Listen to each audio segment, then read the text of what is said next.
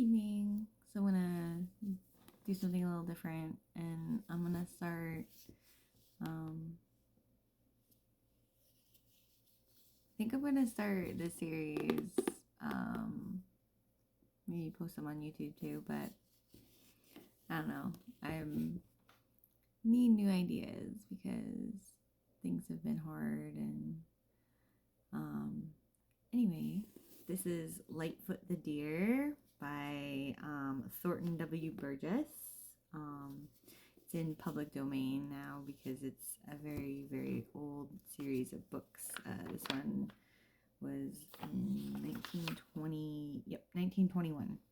So the dedication: to the most beautiful of our four-footed friends in the green forest, with the hopes that this little volume may in some degree and aid in the protection of the innocent and helpless. Oh my goodness. I have to be careful because like the paper and like look at the text.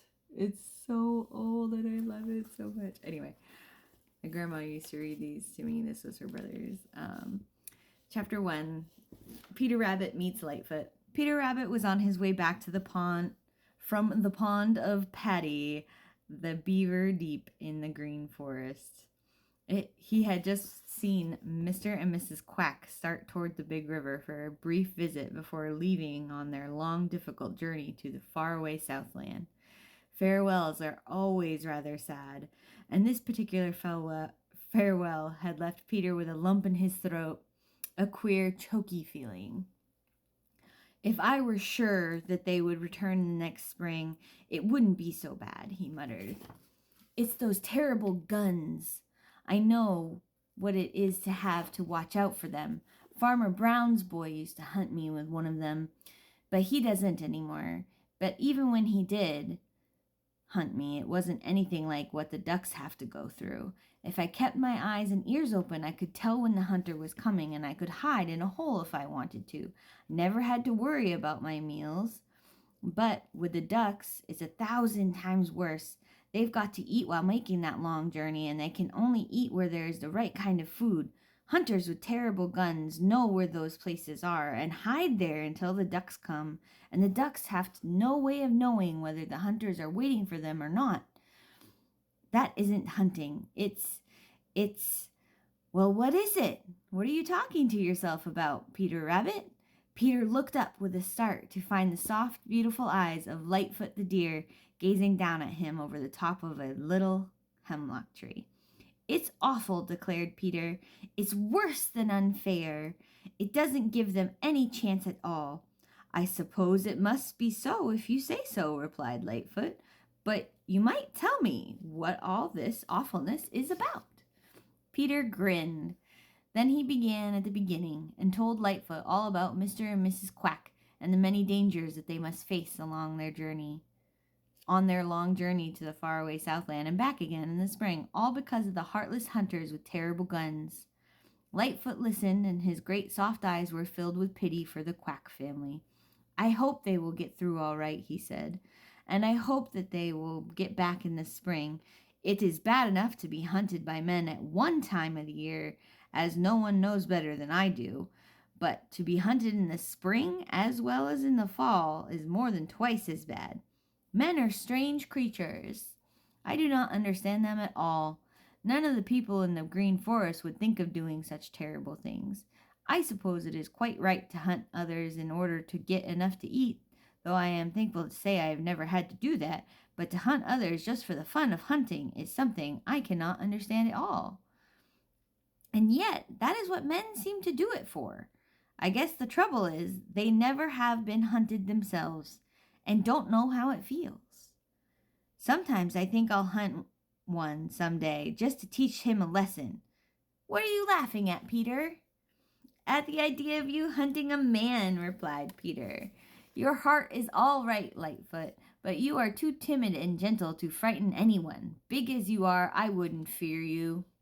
With a single swift bound, Lightfoot sprang out in front of Peter. He stamped his sharp hoofs, lowered his handsome head until the sharp points of his antlers, which people call horns, pointed straight back at Peter, lifted the hair along the back of his neck, and made a motion as if to plunge at him. His eyes, which Peter had always thought so soft and gentle, seemed to flash with fire. "Oh!" cried Peter in a faint, frightening-sounding voice, and leaped to one side before it entered his foolish little head that Lightfoot was just pretending. Lightfoot chuckled. "Did you say I couldn't frighten you, anyone?" "Oh, did you say I couldn't frighten anyone?" he demanded. I didn't know you could look so terribly fierce," stammered Peter. "Those antlers look really dangerous when you point them that way." Why, what is that hanging to them? It looks like bits of old fur. Have you been tearing somebody's coat, Lightfoot?" Peter's eyes were wide with wonder and suspicion. Chapter 2. Lightfoot's New Antlers. Peter Rabbit was puzzled. He stared at Lightfoot the Deer a wee bit suspiciously. "Have you been tearing somebody's coat?" he asked again. He didn't like to think it of Lightfoot, whom he always had believed quite as gentle, harmless, and timid as himself. But what else could he think? Lightfoot slowly shook his head. "No," he said, "I haven't torn anybody's coat." "Then what are those rags hanging on your antlers?" demanded Peter. Lightfoot chuckled. "They're what is left of the coverings of my new antlers," he explained. "What's that?" "What do you mean by new antlers?" Peter was sitting up very straight with his eyes fixed on Lightfoot's antlers as though he had never seen them before. "Just what I said," retorted Lightfoot. "What do you think of them?" "I think they are the finest antlers I have ever had. When I get the rest of those rags off, they will be as handsome a set as ever was grown in the Green Forest." Lightfoot rubbed his antlers against the trunk of a tree till some of the rags hanging to them dropped off. Peter blinked very hard. He was trying to understand, and he couldn't. Finally, he said so. "What kind of story are you trying to fill me up with?" he demanded indignantly. "Do you mean to tell me that those are not the antlers that you have had as long as I have known you? How can anything hard like those antlers grow? And if those are new ones, where are the old ones? Show me the old ones, and perhaps I will believe that these are new ones. The idea of trying to make me believe that antlers grow just like plants. I have seen Bossy the cow all summer, and I know she has got the same horns as she had last summer. New antlers indeed." "You are quite right, Peter. Quite right about Bossy the cow. She never has new horns, but that isn't any reason why I shouldn't have new antlers." "Is it?" replied Lightfoot patiently.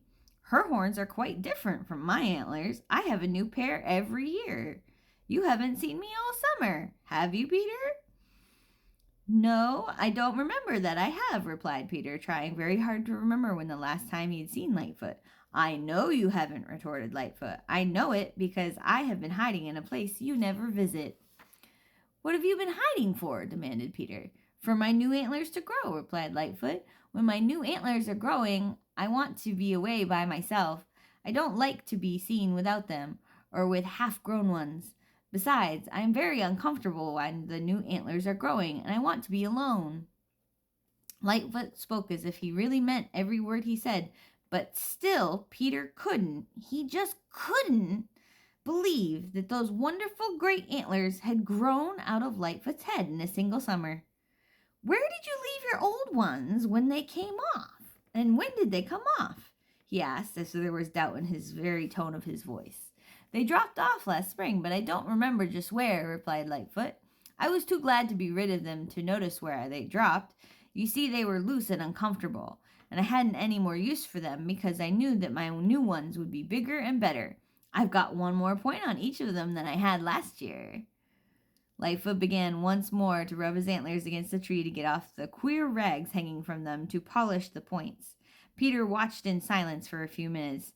Then, all his suspicions returning, he said, "But you haven't told me anything about those rags hanging to your antlers." "And you haven't believed what I've already told you," retorted Lightfoot. "I don't like telling things to people who don't believe me." And that is the end of chapter 2. Thanks for watching if you did. I'll read more.